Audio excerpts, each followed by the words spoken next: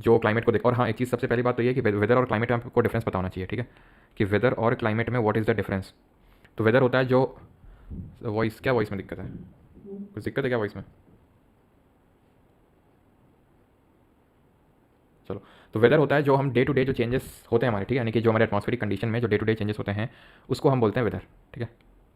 Day to day बोलो या फिर जो 24 घंटे का जो शॉर्ट टर्म ड्यूरेशन होते हैं, ठीक है, शॉर्ट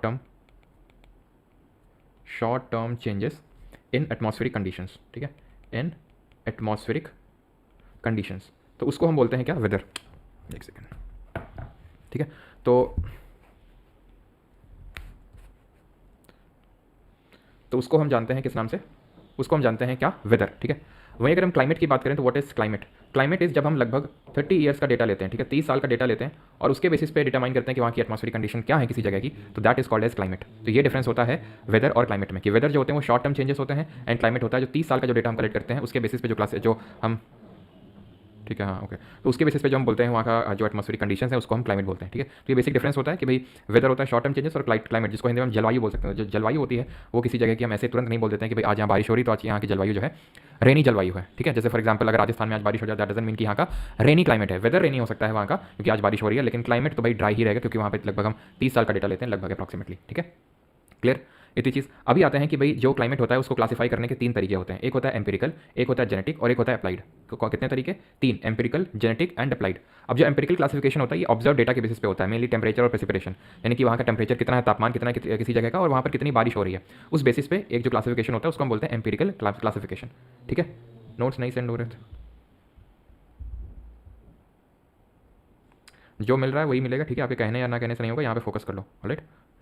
या फिर मुझे डी फोकस करना पड़ेगा आई थिंक कमेंट से, नहीं तो फिर हो ही नहीं पाएगा। चलो, तो ये चीज़ आपको समझ में आई कि भाई टेम्परेचर और प्रेसिपिटेशन दो चीज़ों का यहाँ पे अगर हम डेटा लेते हैं ऑब्जर्व डेटा, उसी को हम बोलते हैं empirical classification, empirical climatic classification. Genetic जो क्लासिफिकेशन होता है वो on the basis of causes होता है कि जो क्लाइमेट है उसका कॉज क्या है, ठीक है। और अप्लाइड क्लासिफिकेशन होता है स्पेसिफिक पर्पस के लिए। क्लियर इतनी चीज़ कि हमने 3 चीज़ें पढ़ी कि भाई 3 अप्रोचेस होते हैं क्लाइमेट को क्लासीफाई करने के, एक एम्पिरिकल जो कि टेम्परेचर और प्रेसिपिटेशन के बेसिस पे होता है, जेनेटिक की अगर बात करें तो ये कॉजेज के बेसिस पे होता है, जो अप्लाइड वाला होता है वो स्पेसिफिक पर्पस के बेसिस पे होता है, ठीक है। यहाँ पे जो हम देखने वाले हैं वो एम्पिरिकल क्लाइमेटिक क्लासिफिकेशन देखने वाले हैं जो कि कोएपन करके हुए एक साइंटिस्ट उन्होंने दिया, ठीक है। तो सबसे पहले तो उन्होंने 1884 में इसको प्रपोज किया था, बाद में जाकर धीरे धीरे मॉडिफाई होता गया। तो it is the most widely used classification of climate, जो कि एम्पिरिकल क्लाइमेटिक क्लासिफिकेशन जैसे मैंने आपको बताया, जो कि टेम्परेचर और प्रेसिपिटेशन कितनी बारिश हो रही है उसके बेसिस पे ये क्लासिफाइड, उसके बेसिस पे ये बेस्ड है, जो कोएपन ने दिया 1884 में। फर्दर ये रिवाइज हुआ जाके 1918 में, और यहाँ पर इन्होंने क्या किया, कैपिटल और स्मॉल लेटर्स को जो है इंट्रोड्यूस किया क्लाइमेटिक ग्रुप्स और उसके टाइप्स को डिजाइनेट करने के लिए। कुछ कैपिटल लेटर्स दिए, कुछ स्मॉल लेटर्स दिए, और उसके बेसिस पे इन्होंने डिफरेंट जगहों का डिफरेंट क्लाइमेटिक जो हमें एम्पिरिकल क्लाइमेटिक क्लासिफिकेशन है वो दिया। वो लेटर्स का यूज़ करके हम किसी भी जगह का क्लाइमेटिक कोड बना सकते हैं कि भाई ये कोड है और ये कोड देख के कोई समझ जाएगा कि हाँ यहाँ का क्लाइमेट ऐसा होगा, यहाँ का क्लाइमेट ऐसा है, ठीक है। इट इज क्लियर ना। Koeppen recognized 5 major climatic groups, 4 of them are based on temperature and 1 is based on precipitation. तो कोएपन जी ने 5 मेजर क्लाइमेटिक ग्रुप्स को क्या किया, रिकॉग्नाइज किया, 5, जिनमें कि 4 जो हैं तापमान यानी टेम्परेचर के बेसिस पे क्लासिफाइड है और जो एक है वो प्रेसिपिटेशन पे बेस्ड है। प्रेसिपिटेशन मतलब वैसे तो हमने पिछले लेक्चर में पढ़ा था कि प्रेसिपिटेशन में आते हैं हमारे रेनफॉल, स्नोफॉल, हेल, स्लीट। याद है आपको कि भाई रेन तो सिंपल फॉर्म है, जो स्नो है वो फ्लेक्स गिर रहे हैं हेक्सागोनल क्रिस्टल्स, जो आपकी स्लीट है वो ये है कि फ्रोजन एंड रीफ्रोजन, क्योंकि एक यहाँ पर वार्म लेयर होगी देन एक कोल्ड लेयर होगी। और हेल स्टोन्स की बात होती है जब अप ये क्या होते हैं, जो आपके ये थंडर स्टॉर्म इस तरह से चलते हैं, यानी कि अब ड्राफ्ट ऑफ एयर होता है गर्मियों के समय में, तो उस टाइम पे क्या होता है कि बड़े बड़े जो पत्थर, बड़े बड़े जो स्टोन के वो गिरते हैं। स्लीट छोटा होता है साइज में, हेल स्टोन बड़ा होता है, तो ये डिफरेंट फॉर्म्स ऑफ प्रेसिपिटेशन होते हैं, ठीक है। लेकिन हम यहाँ पर मेनली अगर हम बात करें तो बारिश के आप बोल सकते हो, ठीक है। तो बारिश का मतलब प्रेसिपिटेशन नहीं होता, लेकिन हाँ हम बोल सकते हैं कि भाई प्रेसिपिटेशन का एक फॉर्म है बारिश, ठीक है, जो कि एक कॉमन फॉर्म है। अच्छा, कंडेंसेशन के डिफरेंट फॉर्म्स बताइए आप। तो जो कैपिटल लेटर्स हैं वो ये हैं ACDE, जो कि आपके टेम्परेचर के बेसिस पे बेस्ड है, ठीक है। और जो बी है वो आपका प्रेसिपिटेशन के बेसिस पे क्लासिफाइड है। ACDE वो टेम्परेचर के बेसिस पे है और जो बी है वो आपका किसके बेसिस पे है, वो आपका प्रेसिपिटेशन के बेसिस पे है। क्लियर है यहाँ तक? किसी कोई डाउट तो नहीं है? जल्दी से कंफर्म करिए, किसी को यहाँ तक कोई डाउट तो नहीं है?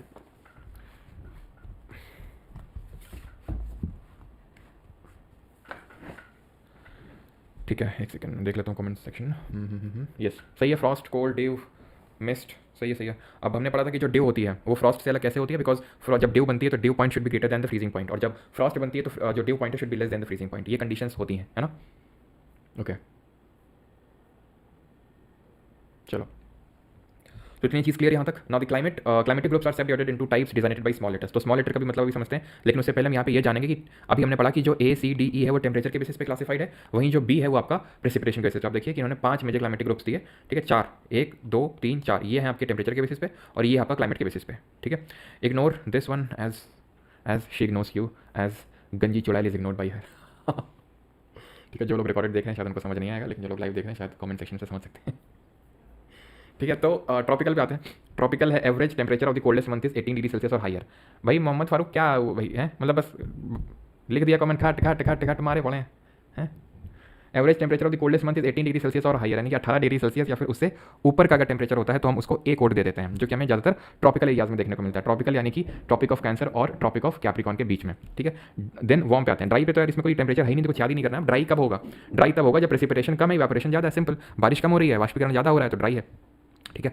वार्म टेम्परेट की अगर बात करें, अब वार्म टेम्परेट क्या होता है, तो वार्म टेम्परेट बहुत आसान है कि जैसे फॉर एग्जांपल ये हमारा हमने देखा था इक्वेटर है, ट्रॉपिक ऑफ कैंसर है, ट्रॉपिक ऑफ कैप्रिकॉन है, ठीक है। ये आर्कटिक सर्कल एंटार्क्टिक सर्कल है। तो हमने ये देखा था कि ये जो पार्ट होता है दैट इज ये वाला, ये नॉर्थ टेम्परेट है और ये साउथ टेम्परेट है ना। तो टेम्परेट का मतलब है कि शीतोष्ण क्षेत्र थोड़ा सा ठंडा माहौल है, ठीक है। वैसे तो है नहीं कि भाई जैसे लाइन क्रॉस करेंगे तो तुरंत ठंडा एकदम ठंडा ठंडा लगने लगेगा, यहाँ गर्म गर्म लगने लगेगा।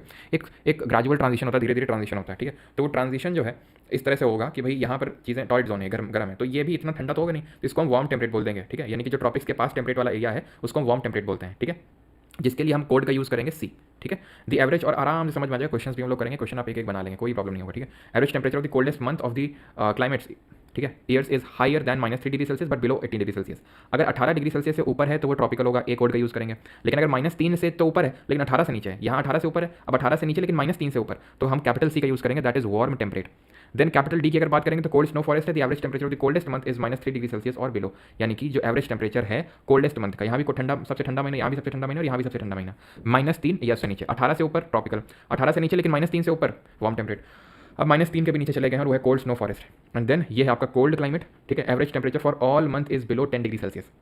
यहाँ पे क्या है कोल्डेस्ट मंथ, यहाँ क्या कोल्डेस्ट, यहाँ क्या कोल्डेस्ट, यहाँ क्या है ऑल मंथ्स। तो ये एक छोटे छोटे आपको ये पॉइंट्स नोटिस करने पड़ेंगे, बिकॉज वहाँ पे इसी तरह से घुमा सकता है आपको। यहाँ कोल्डेस्ट नहीं है बल्कि ऑल मंथ्स है, तो सारे महीनों का जो टेम्परेचर है यहाँ 10 डिग्री सेल्सियस से नीचे रहेगा, क्योंकि ये आपकी आर्कटिक और एंटार्क्टिक वाले जो क्षेत्र हैं वहाँ देखने को मिलता है ये वाला क्लाइमेट, ठीक है। तो हमने अभी ये समझ लिया कि कैपिटल लेटर का मतलब क्या होता है और वहाँ पे टेम्परेचर और प्रेसिपिटेशन वगैरह जो भी है वो कितना होता है। अब हम पढ़ेंगे यहाँ पे कि जो स्मॉल लेटर होते हैं, 4 होते हैं, उनका मतलब क्या होता है। 4 है F M W and S, F M W S, ठीक है। तो इनका मतलब समझ लेते हैं, एफ एम डब्ल्यू एस का मतलब क्या है। तो एफ का मतलब तो यहाँ पे F corresponds to no dry season. No dry season इसको हम एक तरीके से और लिख सकते हैं, एंड दैट इज कि जहाँ पे एक तरह से बारिश ही बारिश हो रही है, ठीक है।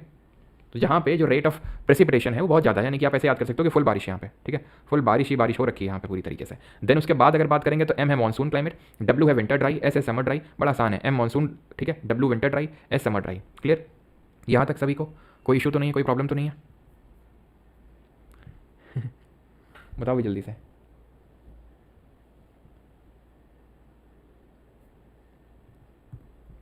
यहाँ तक क्लियर तो नहीं है? मैं समराइज कर देता हूँ, ठीक है। ये क्या है कि फर्दर इन्होंने क्लासीफाई कर रखा है, फर्दर डिवीजन है, उसको हम एक एक करके जो डिफरेंट क्लाइमेटिक रीजन है ना उसको उसमें पढ़ेंगे अभी। लेकिन उससे पहले हम समराइज कर लेते हैं कि हमने क्या पढ़ा क्या समझा, ठीक है। तो एक सेकंड रुकना, इसको मैं हटा देता हूँ।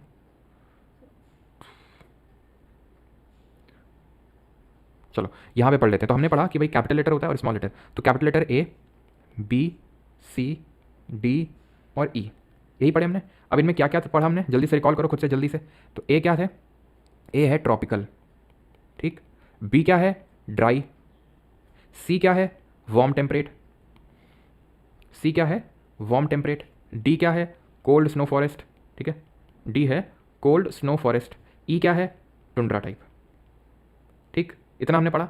फिर हमने पढ़ा इनका टेम्परेचर कितना क्या होता है। तो यहाँ पे टेम्परेचर कितना होता है कोल्डेस्ट मंथ, ठीक है, कोल्डेस्ट मंथ का कितना होता है 18 डिग्री सेल्सियस या फिर उससे ज़्यादा, ठीक है। यहाँ पे टेम्परेचर का कोई मतलब नहीं है, यहाँ पे रेट ऑफ प्रेसिपिटेशन या फिर rate of evaporation exceeds rate of precipitation, इतना याद करना है, ठीक। यहाँ पे कोल्डेस्ट मंथ सीएम लिख रहा हूँ यहाँ पे, ठीक है। कोल्डेस्ट मंथ का जो टेम्परेचर होगा सीएम, ठीक है, कोल्डेस्ट मंथ का वो -3 डिग्री सेल्सियस से तो ऊपर होगा, लेकिन नीचे होगा किससे? 18 डिग्री सेल्सियस से। कोल्ड स्नो फॉरेस्ट में कितना है? कोल्ड स्नो फॉरेस्ट में यहाँ पे अब जो होगा ये लेस दैन -3 डिग्री सेल्सियस हो जाएगा, ठीक है। और टुंड्रा टाइप जो है ना, यहाँ पे जो ऑल मंथ, ठीक है, कोल्डेस्ट मंथ नहीं, ऑल मंथ्स का जो टेम्परेचर है वो लेस देन होगा 10 डिग्री सेल्सियस से। तो ये हमें याद रखना है कि मतलब क्या है, टेम्परेचर क्या है, वो सब याद हो गया। इसके बाद हमने ये पढ़ा था कि ये जो छोटे वाले लेटर्स होते हैं उनका मतलब क्या होता है, और एक चीज़ कि इसमें से ये वाला ये वाला ये वाला और ये वाला टेम्परेचर पे बेस्ड है, ये आपका प्रेसिपिटेशन पे बेस्ड है, ठीक है। देन उसके बाद हमने पढ़ा कि एफ, हमने पढ़ा डब्ल्यू, देन हमने पढ़ा एम, देन एस, देन हमने पढ़ा एम, ठीक है। तो इसका क्या मतलब था? एफ का मतलब हमने पढ़ा था एफ से फुल बारिश, यानी कि यहाँ पर कोई भी ऐसा मतलब रेट जो प्रेसिपिटेशन होता है वो बहुत होता है, यानी जहाँ बहुत बारिश होती है। डब्ल्यू से हो जाएगा विंटर ड्राई, जहाँ सर्दियों में बारिश ना होती हो। ये है आपका समर ड्राई, जहाँ पर गर्मियों में बारिश ना होती हो। और एम है आपका मानसून, जहाँ पे मानसून का अच्छा खासा हमें इन्फ्लुएंस देखने को मिलता हो। तो ये हमने कोयपन का क्लाइमेटिक क्लासिफिकेशन समझ लिया मोटा मोटा। अब ये पतला पतला का मतलब ये होता है कि हम इसके और डेप्थ में जा रहे हैं, जाएंगे अभी, ठीक है, क्लियर। तो चलो चलते हैं फिर। सबसे पहला है ग्रुप ए, ठीक है। वैसे तो मैं आपको बता दूं कि आपके जो भी क्वेश्चन पूछे जाते हैं इस टॉपिक से, तो 80 to 90% क्वेश्चन आप सिर्फ इसी बेसिस पे ही कर सकते हैं। एसएससी जैसे एग्जाम में तो नीचे उतरने की जरूरत भी नहीं है अभी तक। अभी सुनने में आ रहा है कि एनटीए पेपर लेने वाला है, मतलब एनटीए सवाल बनाने वाला है एसएससी के। तो एनटीए नहीं, अभी इसका भी बनाया था, क्या बोलते हैं, नीट का भी है तो काफ़ी ज़्यादा अब देखते हैं क्या होगा क्या नहीं होगा, लेकिन अगर बनाएगा एनटीए तो काफ़ी अच्छा ही होगा, क्योंकि फिर मतलब एक्चुअल है क्या ना कि अभी टीसीएस बनाता था तो काफ़ी सारे क्वेश्चन मतलब बड़े गंदे टाइप पूछ लेता था, ठीक है। अभी क्या थोड़े से और एनसीईआरटी में घुसे वो तो और मजा है। देखते हैं एनटीए अगर बनाएगा तो, मतलब 100% कंफर्म नहीं, लेकिन काफ़ी हद तक ये न्यूज़ है कि एनटीए बनाएगा, ठीक है। तो अभी तक तो जो है माहौल उस हिसाब से तो इससे ज़्यादा घुसने की जरूरत नहीं है एसएससी के लिए, मैं बता दूं। बाकी तो सीडीएस और सीएपीएफ के लिए तुम घुसेंगे ही, क्योंकि क्वेश्चन आए हैं और क्वेश्चन इस बार भी आए, वो हम देखेंगे, क्वेश्चन करेंगे, ठीक है। हाँ, डर का माहौल है ये ऐसी एसएससी समाज में डर का माहौल है। चलो खैर, तो ट्रॉपिकल ह्यूमिड क्लाइमेट पे आते हैं सबसे पहले, ठीक है। Tropical humid climate exist between the tropics and, मतलब वही ट्रॉपिक्स के बीच में। ट्रॉपिक्स के बीच में मतलब tropic of Cancer 23.5 degree north and tropic of Capricorn 23.5 degree south के बीच में। अब आप खुद सोचो यार, ये तो टॉरिड जोन है, ये तो टॉरिड जोन है। यहाँ पे तो भयंकर गर्मी ही गर्मी है, चारों तरफ गर्मी ही गर्मी, यानी कि आईटीसीजेड वाला area, inter tropical convergence zone, अंतर उष्णकटिबंधीय विसरण क्षेत्र, जहाँ पे कौन सी दो तरह की विंड्स मिलती हैं बताइए।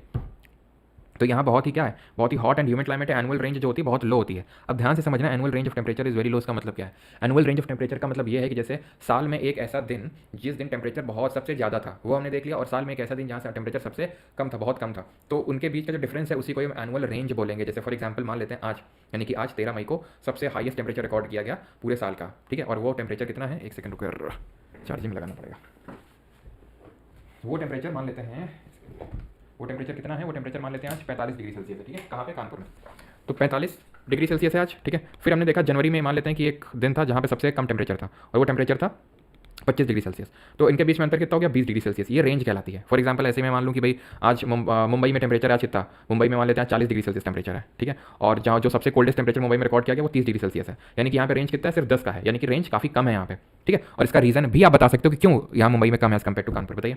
तो एनुअल रेंज जो होगी ऐसे एरियाज में जो होती है वो लो होती है, रेंज की बात हो रही है। एनुअल रेनफॉल हाई होगी, एनुअल रेंज ऑफ टेम्परेचर लो होगी, लेकिन रेनफॉल खूब होगी। आपको पता है ये वाला एरिया क्यों हाई होगी, क्योंकि रेनफॉल के लिए जरूरी है कि भाई खूब इंसोलेशन आए, है ना, इंसोलेशन खूब आना चाहिए। यहाँ पे तो इंसोलेशन की क्या ही कमी है, तो खूब यहाँ पे बारिश होती है, दबा के बारिश होती है, और इसी वजह से यहाँ पे आपको एवरग्रीन टाइप ऑफ फॉरेस्ट देखने को मिलता है, जो हम आगे देखेंगे पढ़ेंगे, ठीक है। ये चीज़ क्लियर है। तो ट्रॉपिकल ग्रुप का मतलब क्या है, ए का मतलब भी ट्रॉपिकल था, इसको हम फर्दर डिवाइड करते हैं 3 टाइप्स में। ट्रॉपिकल वेट क्लाइमेट, एफ का मतलब फुल बारिश, तो वेट क्लाइमेट, एम का मानसून, तो ट्रॉपिकल मानसून, और डब्ल्यू का है ट्रॉपिकल वेट एंड ड्राई। तो इसमें तो आई थिंक कोई दिक्कत होगी नहीं कि एफ का मतलब फुल बारिश है तो वेट क्लाइमेट होगा, एम में मानसून होगा, डब्ल्यू में आपका वेट एंड ड्राई, या फिर आप वही बोल सकते हो कि विंटर ड्राई होगा। विंटर ड्राई का मतलब ये है कि भाई समर में वेट है और विंटर में ड्राई है।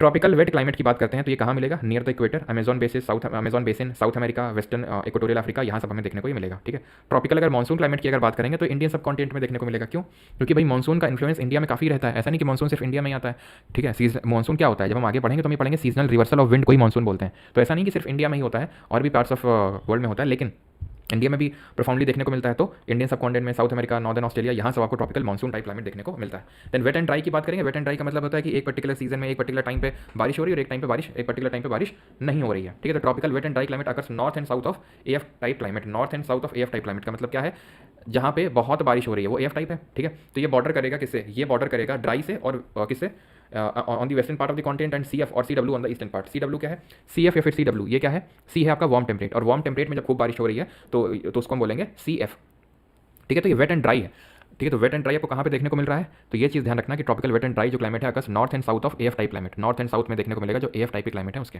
एएफ क्या है, एएफ है आपका जहाँ पर ट्रॉपिकल फुल बारिश वाला है, ठीक है। तो ये चीज़ क्लियर। देन आते हैं ये कहाँ कहाँ पे आपको देखने को मिलेगा, वो लिखा हुआ है, नहीं रीजन्स कहाँ कहाँ देखने को मिलेगा, तो यहाँ पे आप देख सकते हैं, एंड दैट इज़ की जो अमेजॉन फॉरेस्ट है, ठीक है, south of the Amazon forest in Brazil and adjoining parts of Bolivia, Paraguay in South America, Sudan and south and central Africa, यहाँ पे आपको देखने को मिलेगा। The wet season is shorter and the dry season is longer, यानी कि आप ये बोल सकते हो कि बारिश थोड़े कम समय के लिए होता है और ड्राई वाला जो सीजन होता है वो काफी लंबे समय तक यहाँ रहता है। Temperature is high throughout the year and diurnal range of temperature are the greatest in the dry season.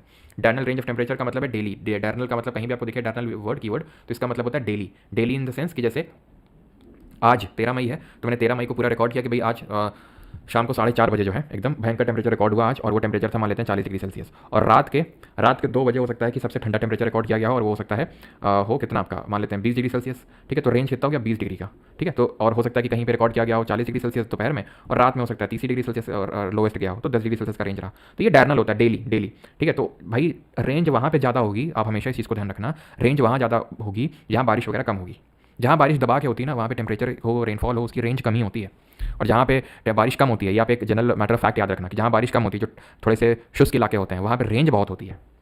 ये चीज़ आप ध्यान रखिएगा। ठीक है, अब आते हैं ड्राई क्लाइमेट पे। तो ड्राई क्लाइमेट क्या है, जहाँ पर बहुत कम रेनफॉल हो।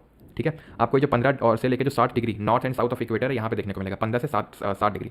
लो लैटिट्यूड की जब बात करते हैं कि 15 to 13 degree they occur in the area of सब ट्रॉपिकल हाई। अब सब ट्रॉपिकल हाई क्या है? सब ट्रॉपिकल हाई अगर आपको याद आ रहा हो तो सब ट्रॉपिकल हाई मैंने आपको ये बताया था, वो एरिया जहाँ पर एयर हमारी सबसाइड कर रही है। ये इक्वेटर, यहाँ से एयर उठी थी और इस तरह से नीचे गिर गई थी, एयर उठी थी और यहाँ पे नीचे गिर गई थी। इस पर्टिकुलर ये रीजन को हम बोल रहे थे सब ट्रॉपिकल हाई। याद है आपको? तो ये जो एरिया है, क्योंकि यहाँ पर सबसाइडिंग एयर है, सबसाइडिंग एयर बारिश नहीं करती है उतनी। ठीक है, क्यों नहीं करती आपको पता है? क्योंकि वार्म एयर जब राइज करेगी ऊपर उठेगी तब बादल बनाएगी और तब बारिश होगी। ठीक है, तो जहाँ पर सब्सिडेंस होगा, ठीक है, and inversion of temperature do not produce the rainfall. Inversion of temperature के बारे में हम आज के लेक्चर में ही पढ़ेंगे, क्योंकि ये हमारी जिस एनसीईआरटी से हम कवर कर रहे हैं तो उसमें एक्चुअली में सोलर रेडिएशन वाले चैप्टर में होना चाहिए था, लेकिन उसमें था नहीं, तो आज के लेक्चर में ही करेंगे इसको। ठीक है, तो ये चीज़ आपको ध्यान रखना है। और on the western margin of the continent adjoining the cold current particularly over the west coast of South America. Cold ये ओशन करंट भी हमने अभी पढ़े नहीं है, हम कल के लेक्चर में ओशन करंट भी देखेंगे, तो देखेंगे कि जो हमारे कोल्ड करंट होते हैं वो हमें वेस्टर्न मार्जिन ऑफ कॉन्टिनेंट में ज़्यादातर देखने को मिलते हैं, इस पर्टिकुलर जो एरिया है वहाँ पे। ठीक है, ये चीज़ आपको ध्यान रखनी है। देन ये जो ड्राई क्लाइमेट है इसको हम फर्दर डिवाइड कर देते हैं, ड्राई क्लाइमेट को फर्दर डिवाइड करते हैं BS और BW। ये जो एस है ना, इसका मतलब होता है स्टेपी, और डब्ल्यू का मतलब होता है डेजर्ट। ये ध्यान में रखेंगे, स्टेपी ये एस हो जाएगा और ये डब्ल्यू जो हो जाएगा ये डेजर्ट हो जाएगा। याद रहेगा। इसमें अंतर क्या है डब्ल्यू और एस या डेजर्ट या स्टेपी में? अंतर ये है कि डेजर्ट का मतलब है कि बहुत ही कम न्यूनतम बारिश हो रही है, स्टेपी का मतलब है कि थोड़ी सी एक सीजन में बारिश हो जाती है। इतनी भी नहीं होती कि बहुत बड़े बड़े पेड़ हो, टॉल ट्रीज हो, लेकिन इतनी हो जाती है कि छोटी छोटी घास होगी। डेजर्ट में क्या होती है, घास तक के बारिश नहीं होती है। ठीक है, इनको फर्दर डिवाइड कर देते हैं, सब ट्रॉपिकल स्टेपी, सब ट्रॉपिकल डेजर्ट, जहां पर हम एच का यूज़ कर लेते हैं। स्टेपी है, देखो स्टेपी है एस, डेजर्ट है डब्ल्यू। अब हमने वर्ड यूज़ कर लिया सब ट्रॉपिकल, तो सब ट्रॉपिकल वर्ड यूज़ करते ही स्मॉल एच आ जाएगा। और ये सब ट्रॉपिकल कौन सा एरिया है? 15 से 35 डिग्री वाला। और जब मिड लैटिट्यूड पे आएंगे यानी कि 35 से 60 डिग्री वाले एरिया में, तो mid latitude steppe, mid latitude desert. तो मिड लैटिट्यूड के लिए हम के का यूज़ कर लेते हैं, स्मॉल के का। ये है हमारा बी, जिसका मतलब होता है ड्राई। ठीक है, बी का मतलब होता है ड्राई। अब अगर हम बी एस लिख दें तो ये क्या हो जाएगा? Steppe, steppe, steppe. और ये डेजर्ट। क्यों? क्योंकि यहां पे हमने किस बेसिस पे क्लासिफाई कर दिया इसको? हमने इस बेसिस पे क्लासिफाई किया कि अगर थोड़ी सी बारिश हो रही है तो स्टेपी, अगर बिल्कुल भी बारिश नहीं हो रही तो डब्ल्यू। अब इसमें भी अगर हम सब ट्रॉपिकल ले लें, सब ट्रॉपिकल ले लें, ठीक है, सब ट्रॉपिकल ले लें, तो हम क्या कर देंगे? Small H. और अगर हम मिड लैटिट्यूडनल ले लेंगे, मिड लैटिट्यूडनल ले लेंगे, ये कौन से एरिया की बात हो रही है? 15 से 30 डिग्री की लैटिट्यूड की। मिड लैटिट्यूड की किसकी बात हो रही है? 30 से आप 45 डिग्री की समझ सकते हो। यहाँ पे क्या है? बी एस के और यहाँ बी डब्ल्यू के, यानी मिड लैटिट्यूड तो स्मॉल के और सब ट्रॉपिकल तो स्मॉल एच। ये क्लासिफिकेशन आपको ध्यान में रखना है इसमें। ठीक है, क्लियर? क्लियर यहाँ तक? किसी को कोई डाउट है यहाँ तक? जल्दी से कंफर्म करो। एनटीपीसी के लिए क्या करें? And sad office status. NTPC के लिए कमेंट लिखो और इसको कॉपी पेस्ट करो, यही करें। ठीक है, मतलब तुमको थोड़ा सा सोचा करो एनटीपीसी के लिए क्या करें। अगर पूछने की क्वेश्चन तो प्लीज़ लास्ट में पूछ लो, ज़्यादा सही रहेगा। मैं बीच में तो नहीं बताऊँ क्या करें कि भाई चलो भैया एनटीपीसी की स्ट्रैटेजी समझते हैं पहले। डब्ल्यू तो विंटर है, तो अरे भैया कैपिटल डब्ल्यू है, ये कैपिटल डब्ल्यू है, स्मॉल डब्ल्यू नहीं है, ये कैपिटल डब्ल्यू। देखो ना, ये स्मॉल एच और कैपिटल डब्ल्यू और कैपिटल बी है। ठीक है, चलो तो अभी आते हैं सब ट्रॉपिकल स्टेपी पे और सब ट्रॉपिकल डेजर्ट पे। तो कहाँ देखने को मिलेगा? तो located in the transition zone between humid and dry climate. ठीक है, कमेंट अब रुक लो। ठीक है सर, सीरियसली सीरियसली। ठीक है, तो the rainfall in both the climate is highly variable. Highly variable का मतलब क्या है? कभी हो सकता है बहुत बारिश हो जाए, कभी हो सकता है बिल्कुल बारिश ना हो। ठीक है, तो ये कहाँ पे लोकेटेड है? Transition zone between humid and dry climate, जहाँ बहुत बारिश हो रही है और जहाँ बिल्कुल बारिश नहीं हो रही है, उसके बीच में है ये। कौन? स्टेपी वाले, स्टेपी वाले। ठीक है, the variability in the rainfall effects life in the steppe much more, यानी स्टेपी में ज़्यादा लाइफ इफेक्ट होती है वेरिएबिलिटी ऑफ रेनफॉल कैसे एज कम्पेयर टू डेजर्ट। ठीक है, and the maximum temperature in the summer बहुत हाई होता है। ठीक है, fog is most common in the coastal desert bordering cold current. Fog is common in, इतना इंपॉर्टेंट तो नहीं है लेकिन ठीक है। कोल्ड करंट कहाँ पे देखने को मिलता है? हम देखेंगे कोल्ड करंट क्या, ठंडी हवा है। और आपको पता है फॉग कब बनता है? फॉग क्या है? फॉग है एक क्लाउड जो अर्थ सरफेस के नज़दीक बन गया। क्यों बन गया? क्योंकि एकदम से अर्थ के नज़दीक के जो एटमॉस्फेयर की लेयर वो बहुत ठंडी हो गई, तो उसका क्या हो गया? उसका ड्यू पॉइंट रीच कर गया, उसका कंडेंसेशन हो गया अराउंड दी हाइग्रोस्कोपिक न्यूक्लाई। और हाइग्रोस्कोपिक न्यूक्लाई के एग्जांपल्स कमेंट में लिखिए जल्दी से। तो ये आपको कोस्टल डेजर्ट में कॉमन देखने को मिलेगा। हाईएस्ट शेड टेम्परेचर जो देखने को मिला 58 डिग्री सेल्सियस अल अजीजिया में रिकॉर्ड किया गया था 1922 में, लीबिया में जो पड़ता है। और एनुअल और डायरनल रेंज ऑफ टेम्परेचर बहुत हाई होते हैं।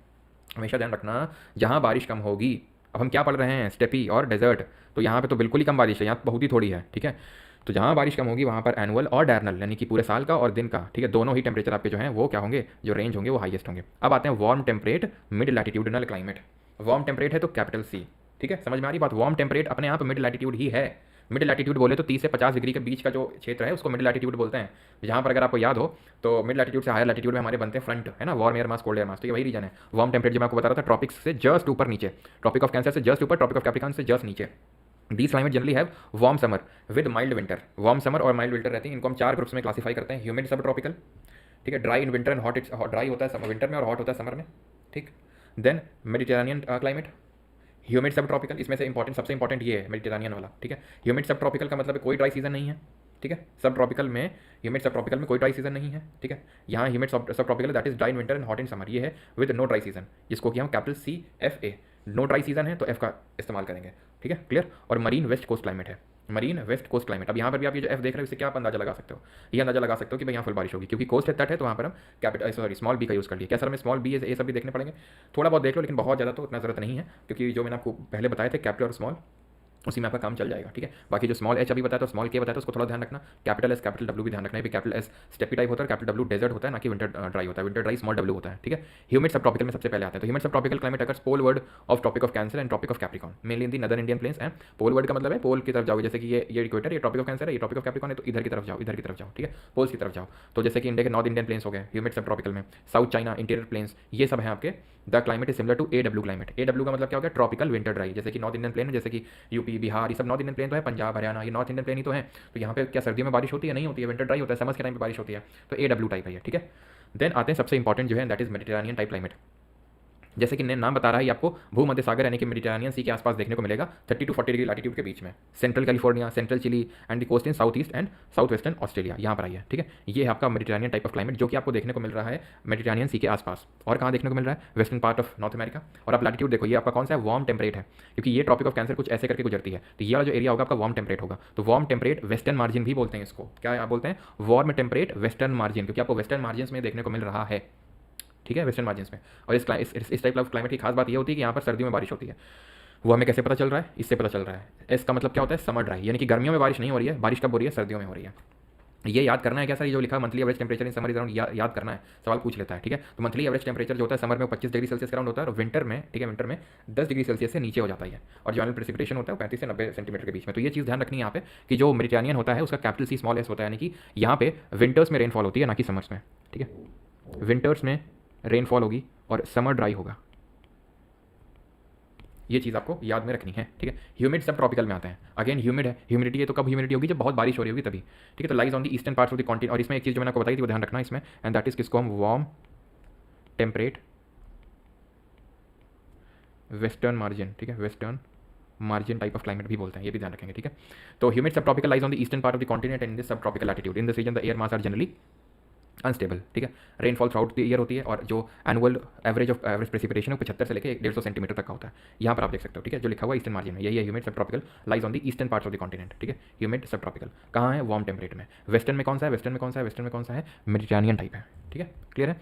तो ये है आपका CFA, ये क्या है आपका, ये है आपका CFA, और ये क्या है CS, ठीक है, CS याद रहेगा, ठीक है। अब आते हैं मरीन वेस्ट कोस्ट क्लाइमेट। अब क्योंकि कोस्ट की बात हो रही है, ठीक है, और बारिश वारिश हो रही है यहाँ पे भी, तो CF, लेकिन क्योंकि कोस्ट की बात हो रही है, ऐसा इंटीरियर की बात नहीं हो रही है, तो यहाँ पर हम कैपिटल स्मॉल B का यूज़ करेंगे। कहाँ पर मिलेगा आपको ये, north western Europe, west coast of North America, ठीक है, यहाँ पर आप देखो, ठीक है, west coast of North America है, ठीक है। नॉर्थ ऑफ कैलिफोर्निया आपको देखने को मिलेगा, सदर्न चिली में देखने को मिलेगा, साउथ ईस्ट ऑस्ट्रेलिया में आपको देखने को मिलेगा, और न्यूजीलैंड वगैरह में भी देखने को मिलेगा ये, ठीक है। The annual and daily range of temperature small, बहुत एनुअल रेंज स्मॉल होता है किसमें, मरीन वेस्ट कोस्ट क्लाइमेट में, ठीक है। रेंज काफ़ी कम होगा क्योंकि तटीय जो क्षेत्र होते हैं, जो कोस्टल इलाके होते हैं, वहाँ पे रेंज तो वैसे ही कम देखने को मिलता है, ठीक है। और यहाँ पे जो, ठीक है, ये चीज़ आपको ध्यान रखना है, प्रेसिपिटेशन होता रहता है, प्रेसिपिटेशन 50 से, मतलब प्रेसिपिटेशन अगर थ्रू आउट द ईयर यानी कि हमेशा होता रहता है, और प्रेसिपिटेशन जो है 50 से 250 सेंटीमीटर के बीच में होता है यहाँ पे, ठीक है। और रेंज तो ऑब्वियस बात है स्मॉल होगी अगर precipitation throughout the year हो रहा है। तो मैंने आपको बताया था हमेशा अगर प्रेसिपिटेशन खूब होता है तो जो रेंज आती है टेम्परेचर की वो काफ़ी कम आती है। और आखिरी में आते हैं, दैट इज मतलब आखिरी नहीं, मतलब अगले वाले पड़ाव पे आते हैं, जो हमारा A देख चुके, B देख चुके, C देख चुके, बातें D पे।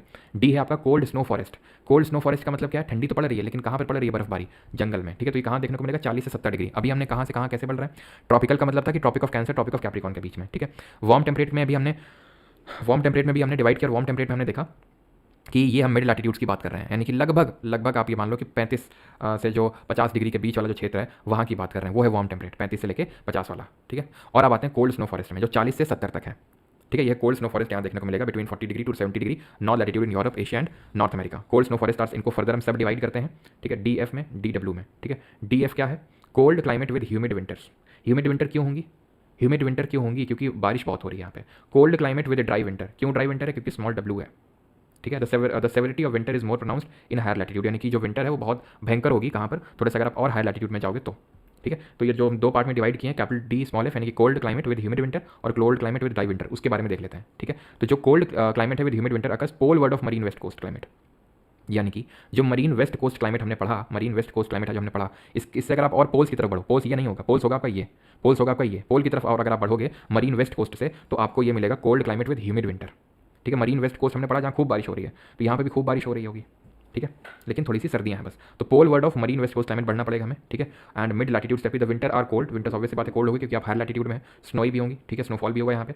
और एनुअल जो रेंज ऑफ टेम्परेचर है वो यहाँ पे लार्ज होगा। यहाँ पे क्या था? एनुअल रेंज ऑफ टेम्परेचर वो काफ़ी स्मॉल था, यहाँ पे काफ़ी लार्ज होगा। क्यों? क्योंकि रेट ऑफ जो प्रेसिपिटेशन है उतना नहीं है जितना कि आपको मरीन वेस्ट कोस्ट क्लाइमेट में देखने को मिलेगा, होगा तो, लेकिन यहाँ पे प्रेसिपिटेशन जो हो रहा है वो रेनफॉल के फॉर्म में ना होकर किस फॉर्म में हो रहा है? ये आपका स्नोफॉल के फॉर्म में हो रहा है, इसलिए, ठीक है। The weather changes are abrupt and short, यानी वेदर चेंज अब्रप्ट का मतलब एकदम से वेदर चेंज हो जाता है यहाँ पे। अगर आप ब्रिटेन वगैरह इधर टाइप में जाओगे तो आपको ये देखने को मिलेगा कि भाई लोग, ठीक है, हाफ टी शर्ट में टहल रहे हैं और कोट वोट लेके टहल रहे हैं एकदम, ठीक है। तो ऐसे स्टाइल मारने के लिए नहीं टहल रहे होते हैं, क्योंकि वो जैकेट वैकेट लेके इसीलिए टहल रहे होते हैं क्योंकि एकदम से वहाँ पे वेदर चेंजेस हो जाते हैं, तो इसलिए जो है लोग हाफ टी शर्ट में भी जैकेट लेके टहलते हैं वहाँ पे, ठीक है। क्लियर थी चीज़ ना। Coming on to the cold climate with dry winter, cold climate है लेकिन ड्राई विंटर है, ये आपको नॉर्थ ईस्टर्न एशिया में देखने को मिलेगा, ये चीज़ ध्यान रखना है, ठीक है, क्लियर। और यहाँ पे विंटर्स के टाइम पे एंटी साइक्लोन्स का फॉर्मेशन होता है, development of pronounced winter and anti cyclone and its weakening in summer sets in monsoon like reversal of wind in this region, यानी कि यहाँ पर हमें रिवर्सल ऑफ विंड देखने को मिलता है mainly in the north eastern part of Asia. यहाँ पर अगर रेनफॉल की बात करेंगे तो जो रेनफॉल है that is rate of precipitation is low, from 12 से 15 सेंटीमीटर का ही होता है यहाँ पे, ठीक है, जो रेट ऑफ प्रेसिपिटेशन है। देन आते हैं आखिरी वाले पे, that is polar climate. Polar climate को भी दो पार्ट में डिवाइड करते हैं, एक तो है टुंड्रा दैट इज ET और एक है आइस कैप। पहले तो ये बताओ कि यहाँ तक किसी कोई डाउट तो नहीं है? जल्दी से जल्दी से कंफर्म करो, यहाँ तक किसी कोई डाउट तो नहीं है?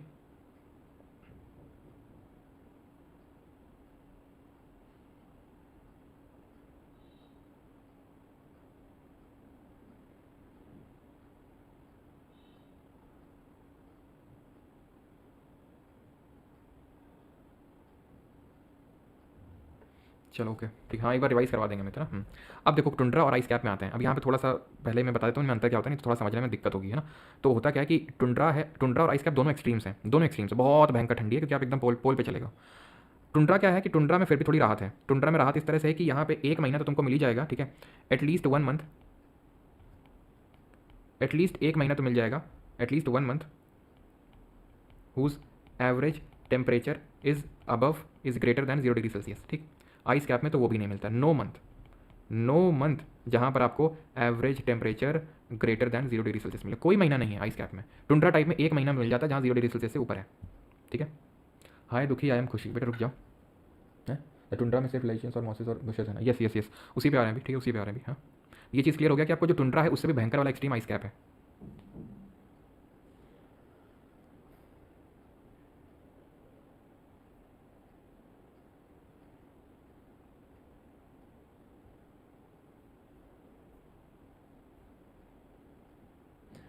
सर प्रेसिपिटेशन बता दो, क्या प्रेसिपिटेशन बताना भाई, क्या बताना है प्रेसिपिटेशन में?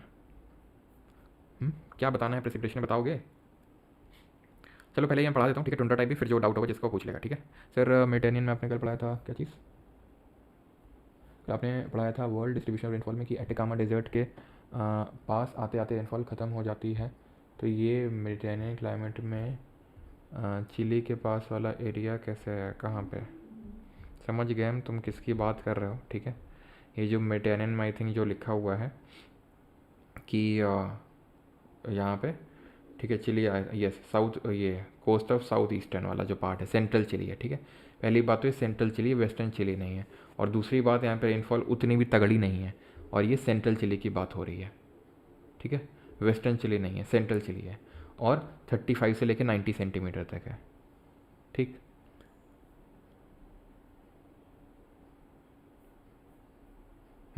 ठीक, आगे बढ़ जाते हैं अभी। तो टुंड्रा टाइप में आप ये समझ गए, टुंड्रा टाइप क्लाइमेट है, लो ग्रोइंग मॉसेस देखने को मिलेंगे, लाइचेंस देखने को मिलेंगे एंड फ्लावरिंग प्लांट्स। आपने देखा होगा पेड़ में ऐसे, आपने पक्का देखा होगा जैसे कि पेड़ वगैरह में ऐसे चपके से रहते हैं, ठीक है, चपके से रहते हैं, ऐसे हरी हरी सी घास ही लगती है वो घास नहीं होती, वो लाइकेंस टाइप होते हैं। लाइकेंस क्या होते हैं एक्चुअल में, ये एल्गे और फंगस से मिल के बनते हैं। ये जो आपका लिटमस पेपर होता है, आपने पक्का लिटमस पेपर के बारे में सुना होगा, पढ़ा होगा, तो लिटमस पेपर एक्चुअल में इसी से बनता है, लाइकेंस है ये, ठीक है। एल्गे और बायो में आई थिंक अगर सागर सर ने आपको पढ़ाया होगा तो ये क्या होते हैं, ये किस फाइलम से बिलोंग करते हैं, पढ़ाया है अभी कि नहीं पढ़ाया है? जो प्लांट एनिमल किंगडम है, तो आप पढ़ोगे या फिर पढ़ा होगा आपने, थैलोफाइटा जो फाइलम होता है उससे बिलोंग करते हैं, ठीक है। फ्लावरिंग प्लांट भी यहाँ पर कुछ मिलते हैं। फ्लावरिंग प्लांट क्या होते हैं, जो क्या होते हैं आपके फेनरोगैम्स, है ना। फेनरोगैम्स को हम फ्लावरिंग प्लांट बोलते हैं। तो this is the region of permafrost, यानी कि परमानेंटली जहाँ बर्फ जमी रहती है उसको हम परमाफ्रॉस्ट बोलते हैं, ठीक है। वेयर दी सब सॉइल इज परमानेंटली फ्रोजन, जो सब सॉइल है वो परमानेंटली जमी हुई है। आइस कैप क्या है, climate occurs over interior Greenland और अंटार्कटिका में even in summer the temperature is below freezing point. गर्मियों में भी जो तापमान है वो 0 डिग्री सेल्सियस, जो कि फ्रीजिंग पॉइंट होता है, उससे कम रहता है। जो मैंने आपको चीज़ वहाँ लिखी थी कि कोई ऐसा महीना नहीं होगा जहाँ की तापमान 0 डिग्री सेल्सियस से ऊपर हो जाए। तो ये कहाँ मिलेगा आपको, इंटीरियर ऑफ ग्रीनलैंड वगैरह में और एंटार्क्टिका में आपको देखने को मिलेगा, ठीक है। और ये कहाँ पे देखने को मिलेगा आपको, जो टुंड्रा टाइप ऑफ क्लाइमेट है, तो टुंड्रा टाइप ऑफ क्लाइमेट आपको देखने को मिलेगा पोल वाले रीजन्स में, यहाँ पे आप, ठीक है। एक सेकेंड, चलो इसी में तो देख लो, ठीक है। टुंड्रा टाइप आपको एकदम यहाँ पे पोल्स की तरफ देखने को मिलेगा। यहाँ पे ये वाला जो रीजन है, यहाँ पर आपको देखने को मिलेगा टुंड्रा टाइप क्लाइमेट, ठीक है, ठीक है। कभी इसको हम टुंड्रा बायोम भी बोल देते हैं। तो ये आर्कटिक के पास नॉर्थ अमेरिका, यूरोप, ठीक है, यूरोप में यहाँ पे, ठीक है, नॉर्थ अमेरिका में यहाँ पे, इस पर्टिकुलर एरिया में, साइबेरिया में यहाँ पर देखने को मिलेगा, ठीक है। अलास्का वगैरह जो रीजन है यहाँ पे देखने को मिलता है आपको टुंड्रा टाइप, जहाँ पर मॉजेज, लाइचेंस, ये सब देखने को मिलता है, ठीक है। मॉजेज, लाइचेंस, ये सब क्या होते हैं, जैसे उन्होंने बताया थैलोफाइटा फाइलम से हैं, तो इनका ना तो को हमें वेल डिफ्रेंशिएटेड रूट, शूट, यानी कि ये तना है, ये जड़ है, कुछ समझ नहीं आता है, एकदम जैसे नहीं छोटी छोटी सी घास है, जैसे ना आपको बताया वैसे टाइप ही उगते हैं मॉजेज और लाइकेंस, ठीक है। क्लियर यहाँ तक। हाईलैंड तो ये मतलब ज़्यादा इसको जैसे नहीं होता है, सीरियसली लेने की ज़रूरत नहीं है। Highland climates are gone by topography, high mountains में देखने को मिलता है, ठीक है। It is seen in high mountains, large changes in mean temperature occur over very short distances, बहुत शॉर्ट डिस्टेंस में बड़े टेम्परेचर के वो होते हैं। कैसे होते हैं, क्योंकि आप जैसे जैसे माउंटेन में ऊपर बढ़ोगे, नीचे आओगे, तो चेंजेस होते हैं टेम्परेचर के बहुत जल्दी, तो इसीलिए यहाँ पर आपको शॉर्ट डिस्टेंस में बहुत ज़्यादा जल्दी चेंजेस देखने को मिलेंगे। प्रेसिपिटेशन जो types and intensity also very specially across highlands, तो हाईलैंड में जो टेम्परेचर के साथ साथ प्रेसिपिटेशन और उसके टाइप की जो है वो काफ़ी जल्दी उसमें चेंजेस देखने को मिलते हैं। बस इतना थोड़ा सा ध्यान में रखना है आपको। क्लाइमेट चेंज वाला टॉपिक यहाँ पर भी पढ़ना नहीं, वो एनवायरनमेंट का पार्ट है, जो एनवायरनमेंट में हम करेंगे, ठीक है। कुछ एक्स्ट्रा चीज़ें हैं जो आपको यहाँ पर नोट करनी है, जैसे कि हमने पढ़ा था कि वार्म टेम्परेट वेस्टर्न मार्जिन होता है, मतलब ये आपके एनसीईआरटी में नहीं है, अलग से बस नोट कर लेना है 3 पॉइंट, ठीक है। तीन एक्स्ट्रा टाइप ऑफ क्लाइमेट है आपके। हमने पढ़ा था कि वार्म टेम्परेट वेस्टर्न मार्जिन, ठीक है, वार्म टेम्परेट वेस्टर्न मार्जिन हमने पढ़ा था कि वो होता है Mediterranean type of climate. Warm temperate जो ईस्टर्न मार्जिन होता है उसको हम चाइना टाइप क्लाइमेट बोलते हैं, ध्यान रखना। वार्म टेम्परेट का मतलब आपको पता है, ये तो आपके ट्रॉपिक्स हैं जहाँ लाइन खिंची हुई है तीनों, ठीक है, टॉरिड जोन है, इसके जस्ट ऊपर और इसके जस्ट नीचे, तो ये वार्म टेम्परेट है। वार्म टेम्परेट मतलब वही 30 से लेकर 50 डिग्री वाला एरिया, ठीक है। तो वार्म टेम्परेट वेस्टर्न मार्जिन में क्या मिल रहा था, मेडिटेरेनियन मिल रहा था। वार्म टेम्परेट ईस्टर्न मार्जिन में आ जाओगे, चाइना टाइप मिलेगा। यहाँ हॉट ह्यूमिड समर होगी। अब हॉट ह्यूमिड क्यों होगी, यहाँ पे उससे ज़्यादा बारिश होगी जो मेडिटेरेनियन में होती है। क्यों, क्योंकि यहाँ पर ईस्टर्ली का इन्फ्लुएंस रहता है, ईस्टर्लीज का इन्फ्लुएंस रहता है, इस वजह से यहाँ पे क्या होगा, यहाँ पे हॉट ह्यूमिड समर होगा। हॉट ह्यूमिड समर क्यों होगा, क्योंकि यहाँ पे ईस्टर्ली का इन्फ्लुएंस रहता है, तो बारिश होगी उससे ज़्यादा होगी जितनी कि मेडिटेरेनियन में होती है, ठीक है। तो हमने क्या समझा, हमने समझा कि warm temperate western margin Mediterranean और warm temperate eastern margin China है। ऐसे ही कूल टेम्परेट ईस्टर्न मार्जिन को बोलते हैं लॉरेंशियन टाइप क्लाइमेट बोलते हैं, और कूल टाइप वेस्टर्न मार्जिन को बोलते हैं ब्रिटिश टाइप। कूल टेम्परेट, अब ये तो है warm temperate eastern China, warm temperate western Mediterranean, warm temperate eastern Laurentian, warm temperate western British type, ठीक है। तो कूल टेम्परेट वेस्टर्न टाइप इसको climate, cool temperate western margin type of climate भी बोला जाता है। टेम्परेट मैरी टाइम क्लाइमेट है ये, ठीक है। ये बस थोड़ा सा ध्यान में रखना है आपको। बाकी अब हम क्वेश्चन करते हैं और इन्वर्जन ऑफ टेम्परेचर करते हैं उसको भी, लेकिन पहले क्वेश्चन करिए जल्दी से, उसके बाद इन्वर्जन ऑफ टेम्परेचर भी पढ़ेंगे आज ही के लेक्चर में। बताइए जल्दी से। Which of the following is suitable for Koeppen A type of climate, ये बताना है। Koeppen climate system of climatic classification can be termed as most of the Indian peninsula will be grouped according to Koeppen system under किस में आएगा, ठीक है। और which of the following year is suppose to have recorded the warmest temperature in the world, सबसे highest temperature कब record हुआ था। और which of the following group of 4 climate represents humid condition, तो इसमें से कौन ह्यूमिड कंडीशन को दिखाता है। Which of the following groups of 4, okay ठीक है, ह्यूमिड को कौन दिखा रहा है जल्दी बताओ।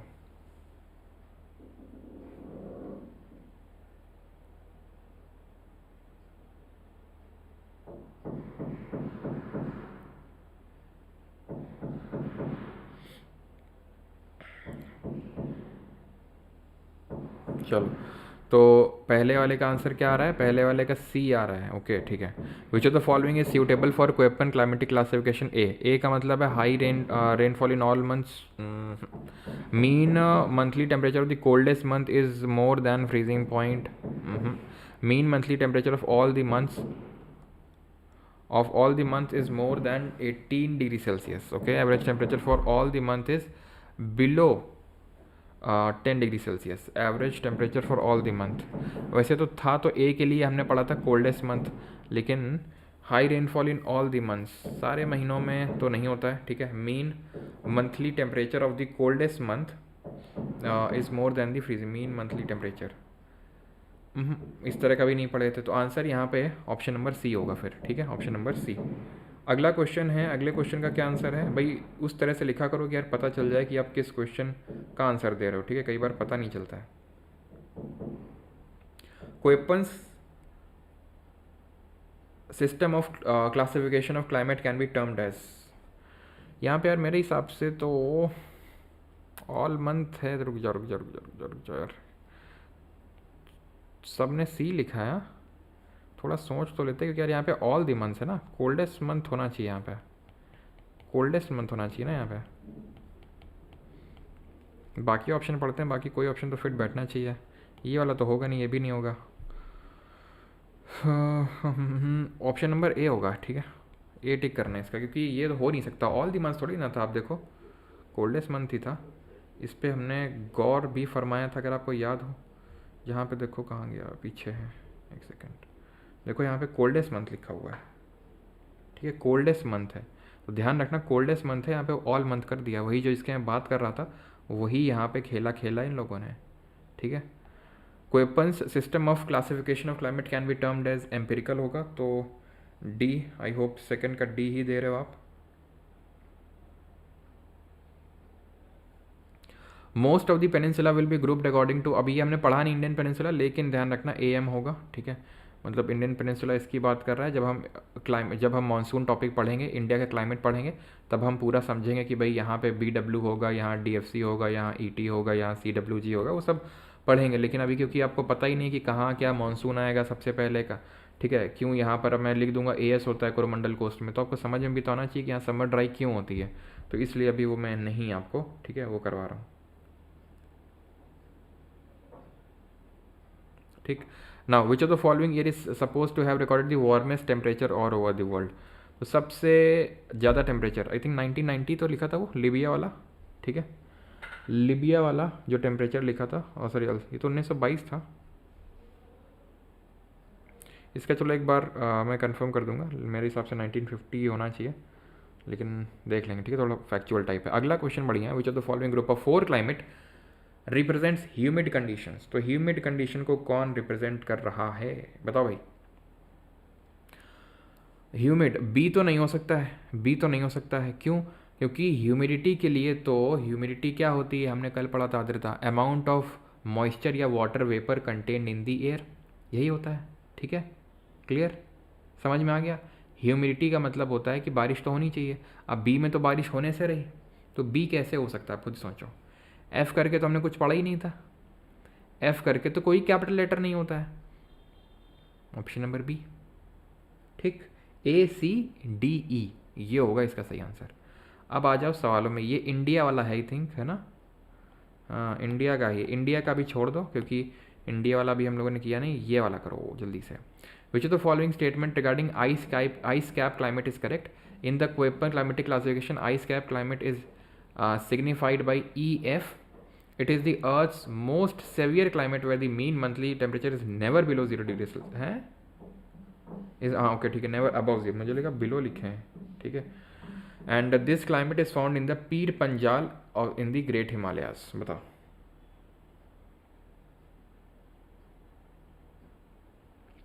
बताओ भैया जल्दी से, क्या होगा? तो पहला वाला तो सही होगा, EFE तो पढ़ा था हमने, EFE तो पढ़ा था आइस कैप के लिए, टुंड्रा के लिए था ET। ये भी बिल्कुल सही है कि जो अर्थ का मोस्ट सेवियर मतलब कभी 0 डिग्री सेल्सियस से ऊपर टेम्परेचर जाता ही नहीं आता, कि समर्स में भी नहीं जाता है, ठीक है। पीर पंजाल और ग्रेट हिमालय में समर में चला जाता है भैया 0 से ऊपर, ठीक है। अभी पीर पंजाल और ये सब क्या होता है, ग्रेट हिमालय पढ़ा नहीं हमने, लेकिन क्योंकि अब क्वेश्चन उसी का था तो इसलिए अभी देख रहे हैं। लेकिन पीर पंजाल रेंज आपका हिमाचल प्रदेश वाला ये सब जो क्षेत्र आते हैं, ठीक है। कश्मीर तो यहाँ कश्मीर में भी ऐसा तो है नहीं 0 डिग्री सेल्सियस से ऊपर कभी जाता ही नहीं है। 80 का ऑल करेक्ट नहीं होंगे भैया, तीसरा वाला गलत होगा, तीसरा गलत होगा तो ऑप्शन नंबर बी 1 और 2 ओनली होगा। भाई 0 से ऊपर तो चला ही जाता है यहाँ पे, ठीक है। वो तो एकदम एक्सट्रीम हो गया कि भाई 0 से कभी ऊपर जा ही नहीं रहा। What does BW stand for as per the Koppen climatic classification? BW का मतलब क्या है सर? वो क्वेश्चन नंबर 1 आप चेक कीजिए, उसका सी ही होगा। चेक कर लिए हैं? और तुमने कहाँ से चेक किया पहले ये बता दो हमको, तुमने कहाँ से चेक किया अमित चौधरी, पहले तुम ये बताओ, फिर हम ए से हटा के सी मारते हैं। हमारे हिसाब से तो ए ही होगा, ठीक है, क्योंकि ये ऑल दी मंथ नहीं होता, ये कोल्डेस्ट मंथ होता है, हर महीने का मोर देन 18 डिग्री सेल्सियस नहीं, सबसे ठंडे महीने का, ठीक है। अब तुम बताओ कि तुम्हारा क्या सोर्स है, फिर हम उस पर विचार करें। कैपिटल B कैपिटल W का मतलब डेजर्ट होगा, ऑप्शन नंबर बी। स्टेपी तो भाई ये होगा, ठीक। टुंड्रा तो हमने देख लिया था ये। अगला है अभी ठीक है, ये राजस्थान वाला है, छोड़ दो, वैसे तो आंसर तो इसका ये होगा, लेकिन ठीक है छोड़ो अभी इसको, ठीक है। Consider the following description annual. हाँ अब देखो ये क्लाइमेट टाइप क्लाइमेट से क्वेश्चन है, ठीक है, क्लाइमेट से क्वेश्चन है, क्लाइमेट से क्वेश्चन है ये। अब करो, ये बढ़िया क्वेश्चन है ये।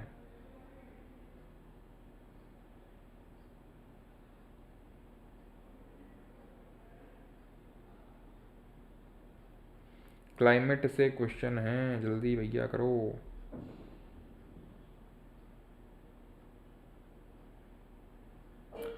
Annual and daily range of temperature is low. Annual और daily range of temperature low होता है, precipitation throughout the year होता है, हमेशा होता है, ठीक है। सर जी जब कोल्डेस्ट का 18 से ऊपर होगा तब 18 से ऊपर, तो सबका 18 से ऊपर होगा। सोर्स रीजनिंग, अच्छा रीजनिंग है सोर्स, चलो एक बार हम पढ़ लेंगे फिर से, ठीक है। Reasoning source, precipitation varies between 50 से 250 सेंटीमीटर। किसकी बात हो रही है? इक्वेटोरियल में तो बहुत बारिश होती है, तो हो ही नहीं सकता है, ठीक है। चाइना टाइप भी नहीं होगा, क्योंकि यहाँ पर हमने देखा था कुछ टाइम पे, देख लो सर्दियों में ड्राई होता है, मैंने लिखा था यहाँ पे अगर आपको याद हो, समर्स में एज विंटर्स में ड्राई होता है, ठीक है, विंटर्स में ड्राई होता है यहाँ पे। कहाँ गया भैया? ठीक है ठीक है। तो precipitation throughout the year, अच्छा यहाँ इक्वेटोरियल में तो थ्रू आउट द ईयर होता है, बिल्कुल सही बात है, लेकिन यहाँ पे थ्रू आउट द ईयर नहीं होता है। Annual and daily range of temperature is लो, ठीक है, इक्वेटोरियल में भी इक्वेटोरियल में होगा, लेकिन जो प्रेसिपिटेशन 50 से 250 सेंटीमीटर का वेरिएशन है, यानी रेंज बहुत ज़्यादा है। ह्यूमिड सब ट्रॉपिकल में नहीं होगा, ठीक है। मरीन वेस्ट कोस्ट क्लाइमेट इसका सही आंसर होगा, ऑप्शन नंबर डी, क्योंकि इतनी भयंकर रेंज इक्वेटोरियल में तो नहीं देखने को मिलती है। ये रेंज जो होती है रेनफॉल की, ये मरीन वेस्ट कोस्ट क्लाइमेट में देखने को मिलेगी, जहाँ प्रेसिपिटेशन हमेशा होता है, एनुअल और डेली रेंज ऑफ टेम्परेचर कम होता है, और प्रेसिपिटेशन की रेंज 50 से 250 सेंटीमीटर के बीच में होती है। एक बार हम चेक भी कर लेते हैं मरीन वेस्ट कोस्ट में जो हमने पढ़ा था, ठीक है। यहाँ पर कहाँ गया marine west coast, marine west coast, ये देखो, ठीक है, वही चीज़ें लिखी हुई हैं जो वहाँ पे लाइन है। 50 से 250 सेंटीमीटर की रेनफॉल है, precipitation occur through out the year, और एनुअल और डेली जो रेंज है टेम्परेचर का वो स्मॉल होता है। तो वही पूरा लाइन ही उठा रखी है वहीं से सीधा, जो सवाल पूछा है आपसे, ठीक है। एंड एक सेकेंड रुकना, ये वाला क्वेश्चन करो पहले, इसको कर दो। Which of the following climatic regions of the world have a typical characteristic of seasonal reversal of wind? Seasonal reversal of wind कहाँ देखने को मिलता है आपको? हाँ, सोर्स सोशल मीडिया। अच्छा, हाँ ये तो वही हो गया यार, पाकिस्तानी डिफेंस मिनिस्टर की तरह कि सोशल मीडिया पे जाके चेक कर लो हैं। तो सीजनल रिवर्सल ऑफ विंड कहाँ होता है? सीजनल रिवर्सल ऑफ विंड ये आपका UPSC I think civil services का क्वेश्चन है इफ नॉट रॉन्ग। तो सीजनल रिवर्सल आपका मानसून में होगा, ठीक है। Option number D will be the correct answer. Monsoon climate में आपको सीजनल रिवर्सल मिलेगा। या ये वाला करो जल्दी से। Which of the following statement regarding the world climatic types and there relation with IT CZ is और आर करेक्ट? बताओ जल्दी से।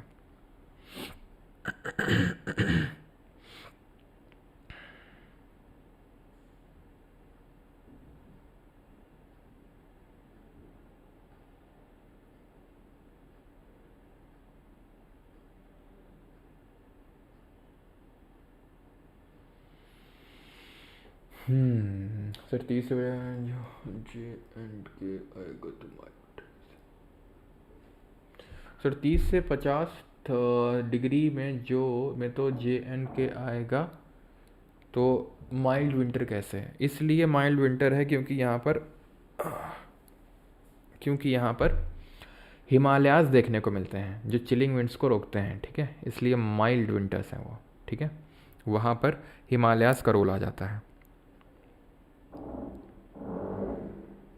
ठीक है। चलो तो अब इसको करते हैं। Tropical wet climate is one of the world's rainiest due to the dominance of the IT season only 1 and 2। अच्छा चलो देख लेते हैं अभी। रो कह रहे हैं भाई all in one blog sir China climate वाला पेज समझा दो। समझा दे रहे हैं अभी, ठीक है। रुक जाओ अभी ये वाला सवाल कर लें हैं कि अभी समझा दें, बताओ। तो tropical wet climate is one of the world's rainiest due to the dominance of IT season over it, सही है। Tropical savanna climate experiences a distinctive alternation of wet and dry seasons caused chiefly by the seasonal shift in latitude. अब savanna क्या है ना, जो Africa के grassland से उनको बोलते हैं, और ग्रासलैंड का मतलब ये होता है घास का मैदान, का मतलब ये होता है कि वहाँ पर इतनी बारिश नहीं है कि वहाँ पर बड़े बड़े पेड़ हो, इतना कम बारिश भी नहीं है कि पूरा डेजर्ट हो। तो यहाँ पर हमें देखने को मिलते हैं ऑल्टरनेशन ऑफ वेट और ड्राई सीजन्स, तो ये भी सही है, ठीक है। By the seasonal shift in latitude of the subtropical highs and IT CZ, the tropical monsoon climate experiences, monsoon जो है वो एक्सपीरियंस करता है heavy rainfall as a consequence of nearness of IT CZ for much of the year. तो जो monsoon climate है tropical monsoon, उसमें भी हैवी रेनफॉल देखने को मिलती है, ये भी सही होगा यहाँ पे, ठीक है। और जो सही आंसर निकल के आएगा that would be option number D 1, 2 and 3, ठीक है। तीनों ही स्टेटमेंट यहाँ पे सही होंगे, ठीक, क्लियर। अब आ जाते हैं हम जो एक अभी ऑल इन वन ब्लॉग जो चाइना टाइप पूछ रहा है तो उस पर, और उसके बाद इन्वर्जन ऑफ टेम्परेचर पे। चाइना टाइप है ये, जैसे कि हमने पढ़ा था वार्म टेम्परेट वेस्टर्न मार्जिन है मेडिटेरेनियन टाइप, तो वैसे चाइना टाइप है वार्म टेम्परेट ईस्टर्न मार्जिन, ठीक है। हॉट ह्यूमिड समर्स और कोल्ड ड्राई विंटर्स यहाँ पे देखने को मिलती हैं। अब आते हैं इन्वर्जन ऑफ टेम्परेचर क्या चीज़ होती है। तो यहाँ पे पहले समझो होता क्या है कि हमें ये पता है कि दोपहर के टाइम मतलब दिन के समय में, यानी कि अभी जैसे दिन का समय है तो इंसोलेशन आ रहा है, ठीक है, जब सूरज निकला हुआ है। और रात के समय क्या होता है, टेरेस्ट्रियल रेडिएशन होता है, यानी कि हीट को रिफ्लेक्ट बैक करता है। ये हमने जब हीट बजट पढ़ रहे थे तो इस चीज़ को समझा था, और हमने ये चीज़ भी, ठीक है। और ये चीज़ हमने ये भी जाना था कि जो हमारा एटमॉस्फेयर है, ये जो एटमॉस्फेयर है, ये हीट किसकी वजह से होता है? इसकी वजह से नहीं होता है, इसकी वजह से होता है। यानी इंसोलेशन की वजह से हीट नहीं होता है, बल्कि, ठीक है, इसकी वजह से नहीं होता है बल्कि टेरेस्ट्रियल रेडिएशन की वजह से होता है। अब टेरेस्ट्रियल रेडिएशन क्या करता है? टेरेस्ट्रियल रेडिएशन लॉन्ग वेव के फॉर्म में होता है, जिसकी वजह से ग्रीन हाउस गैसेज इसको ट्रैप कर लेती हैं और एटमॉस्फेयर को गर्म बना देती हैं, और ये लिवेबल होता है, यानी कि अच्छी चीज़ होती है। खैर वो ग्रीन हाउस गैसेज वो सब हम समझ चुके हैं, लेकिन अब होगा क्या, मान लो हमें पता है, और हमने एटमॉस्फेयर वाला जब टॉपिक पढ़ रहे थे तो यहाँ पे वो ये चीज़ पढ़ी थी कि जब हम ऊपर जाते हैं तो टेम्परेचर गिरता है, तापमान गिरता है, और इसको हम लैप्स रेट बोलते हैं। ये पॉजिटिव लैप्स रेट है, नेगेटिव लैप्स रेट है? बताओ जरा जल्दी से कर कमेंट में। पॉजिटिव लैप्स रेट है, नेगेटिव लैप्स रेट है? तो ये पॉजिटिव लैप्स रेट है, ऊपर जाने में टेम्परेचर घट रहा है। क्या हो अगर टेम्परेचर ऊपर जाने में बढ़ जाए? तो इसी को बोल देंगे टेम्परेचर इन्वर्जन। इन्वर्जन का मतलब होता है उल्टा, जो हम एक्सपेक्ट कर रहे थे उससे उल्टा। ऊपर जाने में तापमान घटना चाहिए तो बढ़ गया। अब बढ़ क्यों गया वो समझो। अब बढ़ इसलिए गया क्योंकि ये एक लंबी सर्दियों की रात थी, ठीक है, वो लंबी सर्दियों की रात, कैसे भूल सकता हूँ ठीक है। तो ये लंबी सर्दियों रात में क्या होता है कि इंसोलेशन जितना आया वो अर्थ ने रिफ्लेक्ट बैक कर दिया, पूरा का पूरा पूरा कर दिया। अब जब पूरा रिफ्लेक्ट बैक कर दिया तो हीट तो बची नहीं, यानी कि जो अर्थ सरफेस है वो ठंडी हो गई। अर्थ सरफेस ठंडी हो जाएगी तो हमें पता है कि जो कंडक्शन होता है, ठीक है, जो कंडक्शन होता है उसके थ्रू अर्थ सरफेस से जो सबसे क्लोजेस्ट लेयर होती है हवा की, वो ठंडी हो जाती है कंडक्शन प्रोसेस के थ्रू। जैसे कि ये डायरेक्टली हवा टच में है इस अर्थ सरफेस से, तो क्योंकि डायरेक्टली टच में है तो ठंडी हो जाएगी ये कंडक्शन से। ऊपर वाली लेयर अगर ठंडी है तो वो फिर convection convective transfer of heat होगा तो उससे ठंडी होंगी। और हॉरिजॉन्टल ट्रांसफर ऑफ हीट को क्या बोलते हैं ज़रा बताइए। तो अब ये ठंडी हो गई, क्यों? क्योंकि लंबी ठंडी रात थी, पूरी हीट चली गई, ये ठंडी हो गई तो ये लेयर ठंडी हो जाएगी। अब जब ये लेयर ठंडी हो जाएगी, ये जो डॉट डॉट बना रहा हूँ ये ठंडी हवा है, ठीक है, और ये उतनी ठंडी हवा नहीं है। तो अब जब आप ऊपर जाएंगे तो आपको क्या एक्सपीरियंस होगा? इंक्रीज इन टेम्परेचर, सिंपल सी बात है, इंक्रीज इन टेम्परेचर एक्सपीरियंस होगा। यही है इन्वर्जन ऑफ टेम्परेचर। तो इन्वर्जन ऑफ टेम्परेचर के लिए होने के लिए पहली कंडीशन क्या है कि लंबी ठंडी रात होनी चाहिए, यानी सर्दियों में तुमको देखने को मिलेगा। अब जब इतनी ठंडा टेम्परेचर हो गया यहाँ के, तो तुम सोचो कि अगर यहाँ की एयर में मॉइस्चर होगा तो तुरंत फॉग नहीं बन जाएगा, तुरंत मिस्ट नहीं बन जाएगा। तो इसी वजह से जब टेम्परेचर इन्वर्जन होता है तो बहुत भयंकर क्या होता है, फॉग और मिस्ट ये सब बन जाते हैं तुरंत ही। क्यों? क्योंकि हवा ठंडी हो गई, और ठंडी हवा की मॉइस्चर होल्डिंग कैपेसिटी कम होती है तो ड्यू पॉइंट जल्दी रीच हो जाएगा, तो फॉग और मिस्ट बन जाएगा। और मिस्ट में जरा बताइए मॉइस्चर का कंटेंट ज़्यादा होता है कि कम होता है? बिल्कुल सही, advection. Advection is the horizontal transfer of heat को ही एडवेक्शन हम बोलते हैं, ठीक। अब पहला कंडीशन तो ये हो गया कि लंबी ठंडी रात होनी चाहिए, लॉन्ग विंटर नाइट होनी चाहिए। दूसरा कंडीशन क्या समझते हो? दूसरा कंडीशन ये होना चाहिए कि मिक्सिंग ऑफ एयर नहीं होनी चाहिए। अब सोचो एकदम तेज हवा चल जाए, तेज हवा चल जाए कि ये गर्म और ठंडी मिल जाएगी तो फिर खराब मामला हो जाएगा। तो फिर मिक्सिंग नहीं होनी चाहिए, यानी कि काम विंड होनी चाहिए, ठीक है, काम, शांति से विंड चले आराम से, ठीक है, और बादल ना हो, ठीक है, यानी कि क्लियर स्काई होने चाहिए। अब बादल हो जाएंगे तो क्या हो जाएगा?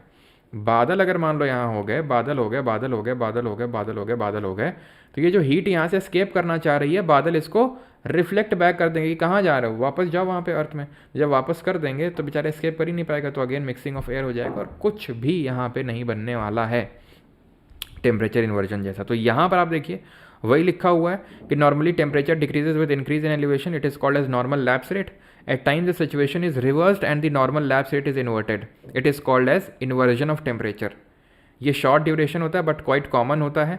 लॉन्ग विंटर नाइट, ठीक है, लॉन्ग विंटर अभी इस बार के CDS के पेपर में पूछा गया है, पता है ना, ये इसी बार के CDS के पेपर में पूछा गया इसी टॉपिक पे क्वेश्चन, लोग कर नहीं पाए हैं। Long winter night, clear sky होना चाहिए, स्टिल एयर होना चाहिए। अब समझ में आ गया, ये आइडियल सिचुएशन होती है इन्वर्जन के लिए। क्यों होता है समझ में आ गया ना अभी, ठीक है, और बाकी आप अपने हिसाब से पढ़ सकते हो। Surface inversion promote stability in the lower layer of atmosphere, यही बना था कीवर्ड। तो लोगों को लगा नहीं स्टेबिलिटी नहीं, स्टेबिलिटी आएगी कि इंस्टेबिलिटी आएगी, स्टेबिलिटी आएगी इंस्टेबिलिटी, गए काम से। NCERT नहीं पढ़ोगे तो ऐसा ही होगा, ठीक है, क्लियर। तो हाँ, लंबी रात और शांत माहौल और बिना बादल वाला माहौल चाहिए, ठीक है, तभी तो तारे दिखेंगे, है कि नहीं, क्लियर है। तो सरफेस इन्वर्जन प्रमोट स्टेबिलिटी, तो यहाँ पर अभी यही स्टेटमेंट बना था, स्टेबिलिटी, ठीक है। तो स्टेबिलिटी प्रमोट करता है जिसकी वजह से यहाँ पर फॉग वगैरह आपको देखने को मिल जाता है, डेंस फॉग मॉर्निंग के टाइम पे, ठीक है। तो ये होता है टेम्परेचर इन्वर्जन। और आई थिंक आपने इसके सवाल देखे होंगे जो आपको क्विज़ मिलती है एप्लीकेशन के अंदर, जो लोग पेड बैच में होंगे, जिन लोगों ने एनरोल कर रखा होगा तो उन लोगों ने ये देखा होगा, ठीक है, इसके क्वेश्चन पढ़े होंगे उसमें, जो सोलर रेडिएशन वाला टॉपिक है उसमें। और एक चीज़ यहाँ देख लेते हैं, that is being heavy and dense the cold air, ये लिखा है the inversion take place in the hill and mountain due to air drainage. जो इन्वर्जन होता है हिल्स और माउंटेन्स में, एयर ड्रेनेज की वजह से होता है। एयर ड्रेनेज का मतलब क्या होता है, एयर ड्रेन कर रही है, नीचे की तरफ आ रही है ठंडी हवा। Cold air at the hills and mountains produce during night flows under the influence of gravity, gravity के इन्फ्लुएंस में नीचे आएगी। तो क्योंकि इन्वर्जन में चाहिए है हमें कि भाई ठंडी हवा एकदम नीचे आ जाए, गर्म उसके ऊपर हो, ठीक है, तो इसी को हम बोलते हैं एयर ड्रेनेज। जब ग्रेविटी की वजह से जो ठंडी हवा है वो डाउन दी वैली निकल आ जाएगी, यानी कि काइंड ऑफ कैटाबैटिक टाइप विंड, ठीक है। तो यहाँ पर इस तरह से टेम्परेचर इन्वर्जन होता है। क्लियर? ठीक, clear. Stability, no rainfall, instability, rainfall, यही वही होता है। स्टेबिलिटी का मतलब ये होता है कि भाई क्लियर स्काई है। स्टेबल एटमॉस्फेयर का मतलब यही है कि क्लियर हैं सारी चीज़ें हैं, क्लियर स्काई है। इंस्टेबिलिटी का मतलब एकदम बादल बादल आ गए हैं और एकदम बारिश वारिश हो रही है। 2-3 क्वेश्चन थे। हाँ, ये क्वेश्चन गलत हो गया था सर एग्ज़ाम में। अच्छा, ठीक है सर, इसको नेगेटिव लैप्स रेट भी बोल सकते हैं। बिल्कुल कुणाल, बिल्कुल बोल सकते हैं, बिल्कुल। ये वाली क्लास में बफ होता है सर बहुत। बाकी लोग का क्या कहना है, बफरिंग होती है क्या क्लास में? बफरिंग होती है क्या क्लास में? क्यों यार? सोलर रेडिएशन वाले टॉपिक में होता है, सोलर रेडिएशन वाले चैप्टर में। अब पता नहीं, जो मैंने जिसमें पढ़ा रहा हूँ उसमें था नहीं है। प्लैंक्स लॉ क्या होता है? Planks law states that the hotter a body the more energy it will radiate and shorter the wavelength of that radiation. ठीक है, जितनी गर्म होगी बॉडी उतना ही ज़्यादा एनर्जी रेडिएट करेगी और उतनी ही जो वेवलेंथ होगी उसके रेडिएशन की वो कम होगी, शॉर्ट होगी। ठीक है, specific heat is the energy needed to raise the temperature of 1 gram of substance by 1 degree Celsius. 1 gram का 1 डिग्री सेल्सियस से टेम्परेचर बढ़ाने को ही हम बोलते हैं स्पेसिफिक हीट। होती है बफरिंग? नो, कुछ नहीं होता है। No sir, no sir. अच्छा अच्छा, फॉग, ड्यू, मिस्ट में डिफरेंस बता दो सर। हेमंत सिंह कल देखा तो था यार। ड्यू होती है कि ड्यू होती है कोल्ड सरफेस, ठंडी सरफेस, ठंडी सतह है। वो पत्ती हो सकती है, वो कार की विंडशील्ड हो सकती है, वो पत्थर हो सकता है, उसमें कंडेंसेशन हो जाए। अगर एक हाइग्रोस्कोपिक न्यूक्लियाई मिल जाए, छोटा सा पार्टिकल मिल जाए, वो सस्पेंडेड है एयर में, उसी के अराउंड अगर कंडेंसेशन हो जाए, ठीक है, वाटर वेपर लिक्विड बन जाए, तो उसको बोलते हैं फॉग या मिस्ट। अगर मॉइस्चर कंटेंट बहुत ज़्यादा है तो मिस्ट, और अगर कम है तो फॉग। ठीक है, चलो भैया, ये हम ट्रोपोस्फियर के इन्वर्जन ऑफ टेम्परेचर की बात कर रहे हैं। स्ट्रेटोस्फियर में इन्वर्जन ऑफ टेम्परेचर होता है क्या भैया? स्ट्रेटोस्फियर की बात नहीं कर रहे हैं, स्ट्रेटोस्फियर नहीं, ये ट्रोपोस्फियर की बात हो रही है। ट्रोपोस्फियर में ऊपर जाने में टेम्परेचर घटता है, लेकिन जब बढ़ जाता है तो उसको इन्वर्जन बोलते हैं। ठीक है, चलो भाई, थैंक यू। मिलते हैं कल। आई थिंक कल लास्ट टॉपिक होगा इसका, and that will be water. ठीक है, वाटर वाला टॉपिक है, इसी में ओशन करंट भी करेंगे कल हम लोग, and then movement of ocean water. अच्छा, ठीक ठीक ठीक, मूवमेंट ऑफ ओशन वाटर भी है इसमें, है ओशन करंट। ओके, इसमें है ओशन करंट इन लोगों ने